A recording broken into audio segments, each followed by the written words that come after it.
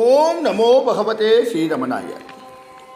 நேற்றைய உரையில் ரமண மகரிஷியால் சுண்டி இழுக்கப்பட்ட கம்பீரம் சேஷையர் என்பவர் ரமண மகரிஷியை தரிசித்த நிகழ்வியும், அவர் ஹடயோகம் பயின்றவர் என்றும் ஹடயோகத்தில் பல பிரிவுகள் இருக்கின்றது என்றும் ஒரு 6 பிரிவுகளை நாம் அலசினோம். அதாவது இயமம், நியமம், ஆசனம், பிராணாயாமம், பிரத்யாகாரம், தாரணை, இவைகளை எல்லாம் நாம் பார்த்தோம். அடுத்ததாக தாரணைக்கு பிறகு வருவது தியானம் என்று நேற்றைய உரையை நாம் முடித்திருந்தோம் அல்லவா? வாருங்கள் தொடர்ந்து பார்ப்போம். உள்ளே மனம் குவிவதல்ல தியானம், ஒரு புள்ளியில் இருப்பதல்ல.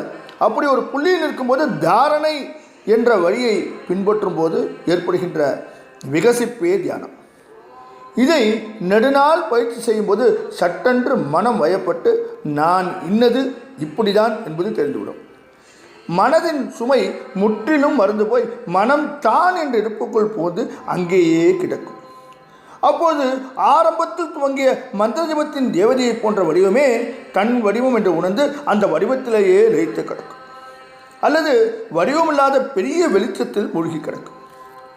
மனம் என்பது அதன் வசத்தில் இல்லாமல் இப்போது வேறொரு விஷயத்துக்குள் நுழைந்துவிட்டது. ஆன்மா என்ற விஷயத்தை தொட்டு உணர்ந்து அதை கட்டி கொண்டு கிடைக்கிறது. அதிலிருந்து பிரிந்து வந்து உலக விஷயங்களில் ஈடுபடுவதும், பிறகு மறுபடியும் போய் கட்டி கொண்டு கிடப்பதும், கணவனோடு அடிக்கடி கூறுவதற்கு ஆசைப்படும் பத்தினி பெண் போல மனம் அடிக்கடி இந்த ஆத்ம அனுபவத்தை அதன் அருகில் நிற்பதை மிகவும் விரும்பி அதனோடு இறுக்கமாக கிடப்பதையே முயற்சி செய்யும். தியானத்தில் ஆழமாக ஈடுபட்டவர்களுக்கு உலக விஷயங்கள் வேறு விதமாக தெரியும். அந்த லயிப்பிலிருந்து வெளிவந்து உடுக்கவோ உண்ணவோ பிறரோடு பேசவோ செய்து பிறகு மறுபடியும் உள்ளுக்குள் புகுந்து விட முடியும். அப்படி இருக்க வேறு சில அறிவுகள் விழிக்க துவங்கும். இயற்கையின் அசைவுகளும் எதிர்ப்பட்ட மனிதர்களுடைய உள்ளும் புறமும் தெளிவாக தெரியும். அவஸ்தைப்படுபவர்களுக்கு உதவி செய்ய ஆழ்ந்த தியானத்தில் இருப்பவர்களால் முடியும். ஆன்ம அனுபவத்தில் ஆழ்ந்து ஈடுபட்டு தியானத்தில் இருக்கின்ற மனிதர் கருணை வடிவாக இருப்பார். அந்த கருணை எதிரே அவஸ்தைப்படுகின்ற மனிதர்களை பார்த்து அவர்களுக்கு மிகுந்த பிரியத்தோடு உதவி செய்யும். 8வதாக சமாதி என்ற நிலை. ஹடயோகத்தில் இதை பற்றி மிக அழகாக பேசப்படுகின்றது. நான் ஆத்மா என்ற 2 பிரிவே உள்ள நிலை முற்றிலும் மறந்து தானே அதுவாக மாறுவது சமாதி. இதற்கு மேல் இதை விளக்கவே முடியாது. சொல்லில் அடங்காத ஒரு சூட்சுமமான நிலை அது. நான் அற்ற நிலை, மறந்த நிலை. ஈடுபட்டோருக்குத்தான் தான் என்ன செய்கின்றோம் என்று அவர்களுக்கு தெரியாது. எதுவும் ஞாபகத்தில் தங்காது.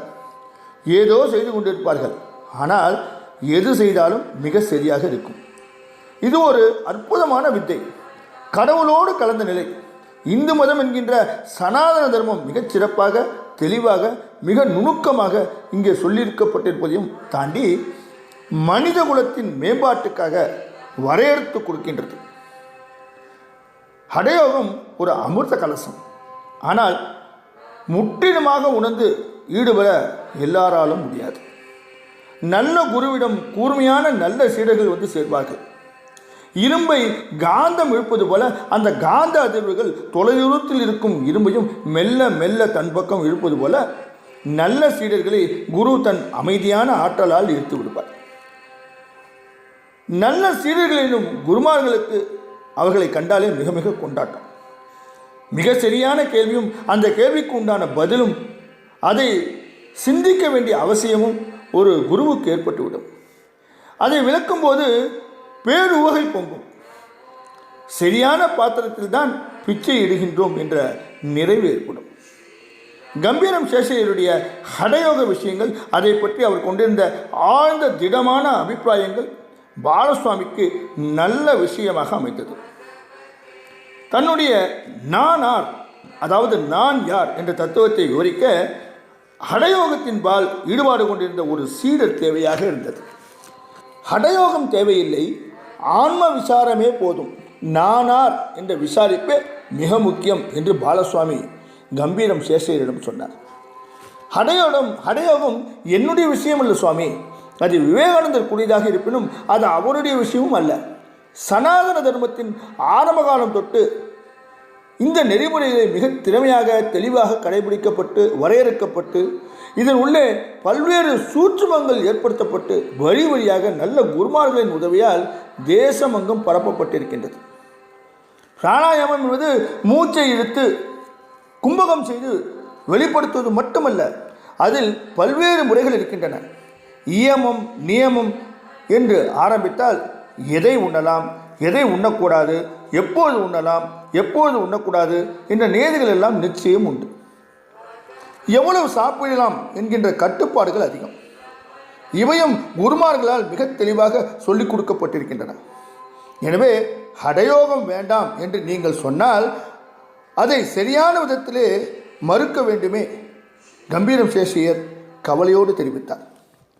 ஸ்ரீ ரமண மகரிஷி என்று அழைக்கப்பட்ட பாலசுவாமி கம்பீரம் சேஷையருக்கு உரைநடையாக விளக்கமளித்தார். கவிதை எழுதும் ஆற்றல் அவருக்கு இருப்பினும், கவிதையில் பல்வேறு விஷயங்களை வெளிப்படுத்தியிருப்பினும், உரைநடையாக தெலுங்கு பேசுகின்ற மனிதனுக்கு தெளிவாக புரிய வேண்டுமே என்ற அக்கறையோடு சொல்லப்பட்டது. அந்த உரைநடை இன்றளவும் பல்வேறு சாதகர்களுக்கு பல்வேறு மொழிகளில் மாற்றப்பட்டு பலருக்கு பேருதவியாக இருக்கின்றது. ஆரம்ப கட்டத்தில் இருப்பவர்களுக்கு ஹடயோகம் நல்லதுதான். ஆனால் ஹடயோகத்தின் மூலம் நானார் என்ற விசாரம் முற்று பெறாது, தெளிவு வராது என்று பகவான் ரமண மகரிஷி என்று அழைக்கப்பட்ட பாலசுவாமி தெளிவாக அவருக்கு விளக்கினார். தொடர்ந்து ரமண மகரிஷியின் நிகழ்வுகளை நாளை பார்ப்போமா? ஓம் நமோ பகவதே ஸ்ரீராம்.